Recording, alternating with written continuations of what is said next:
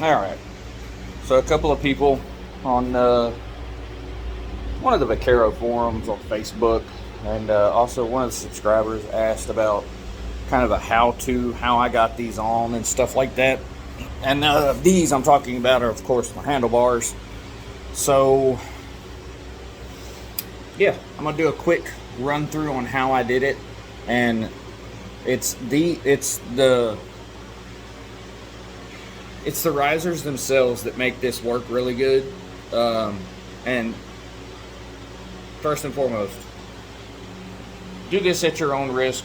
I'm not by any means telling y'all that, hey, this is going to last forever. I'm not by any means telling y'all that I guarantee this will never break or anything like that, because it's not perfect. So keep that in mind. So let's get into it. So these, when I bought these from an eBay seller called Moto Recycler 1 or something like that. He had these listed as hard case performance 10-inch risers. Come to find out, these are from a company called Terrazon on Amazon. Luckily, I didn't pay a whole lot for these. They were open box, so I really honestly didn't pay a whole lot for these. I think brand new on Amazon, they're 120 bucks or something. So let's get started. Down here is where the magic happens. You are going to use the supplied 1/2 inch by 13 TPI bolt. And again, these are Harley width, 3.5 inches. Kawasaki Vaquero is 3.66, so it's not 3.5 inches. It is very close, and you can make it work because obviously it's on a Vaquero and it's working. So to do this, I took my fairing off when I did all this because I was doing some wiring and fixing some speakers and stuff like that. But so get your fairing off, get your fairing out of the way. Take your 9/16 or 14 millimeter, whatever size you want to call it, off. Get your handlebars out, risers out. You want to install these pieces first. The actual riser themselves. They are 2 pieces, separate from the clamp. You want to install them loose to where they wiggle around a little bit, but they're still, somewhat snug here, but still enough to where they move around a little bit. Get your bars, set them on there how you want them. Get a couple of, have a friend, wife, daughter, son, brother, neighbor, whatever, help you. Start one over here, start one over here, or even in the top, it doesn't matter. And don't snug them down, but get your bars where you want them, and get all of your bolts started. Once you get your bolts started, get your handlebars exactly where you want them and tighten these down.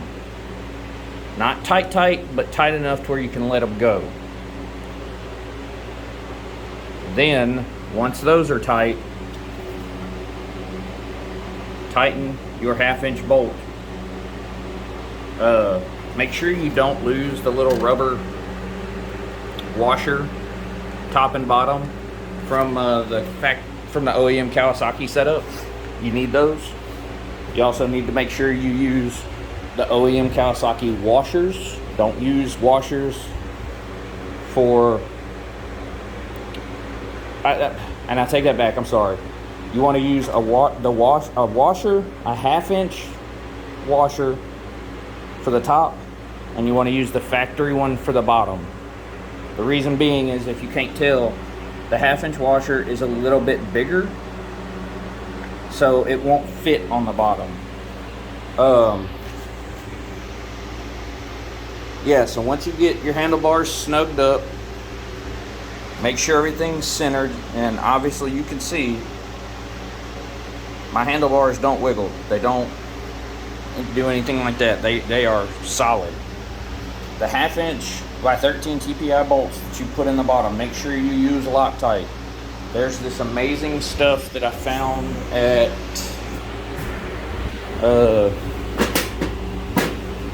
and I don't know if I have it anymore, but yeah, I don't think I have it anymore, but it's an orange Loctite. You can actually get it at Advanced Auto Parts. It is basically red, but you don't need heat to break it loose. It will break loose and not, you know, destroy shit. So, with that being said, recap. Install these first. And just install your risers loosely. Put your handlebars in. Get these snugged down a little bit. And when I say snugged, I mean tight enough to where when you tighten these up, nothing bad's gonna happen. I torqued these to 12 foot-pounds. 12 foot-pounds. I torqued these to 80 foot-pounds. That is my personal preference. You tighten them as tight as you think they need to be.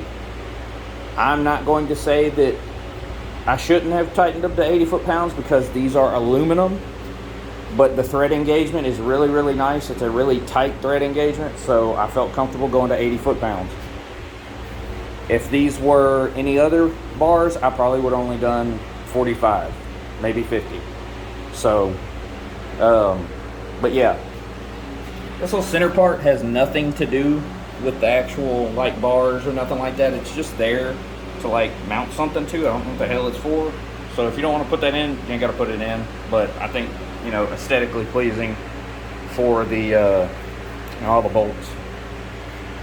So yeah, you get your risers slightly installed, handlebars on, snug these down, tighten these down tight, come back, tighten the shit out of these, torque those, put your grips, all your buttons, nice little foam mount if you got one, maybe a cup holder or something, clutch master cylinder, switches over here, grip, reinstall your fairing, get everything situated, and then you'll have a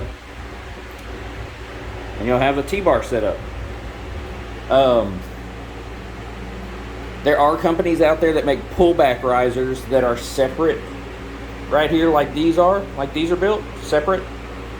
And if you want pullback risers, it's the same scenario. You know, you install your little risers actually first, put your handlebars in, top clamp, snug it all down. It's the same procedure. That's pretty much that on that. So if y'all need to know anything else, please put it in the comments. And I'm sorry for the light. My phone's doing shit. Yeah, if y'all want to know anything else specific, please put it in the comments. I will do a little go over, because obviously I'm not going to disassemble my fender and take my handlebars back off and all this other stuff, just to do a little walkthrough. I should have actually recorded it when I put them on, but I didn't because I was in a hurry. So yeah, I appreciate y'all watching. Like, comment, subscribe, and stay tuned. More videos coming.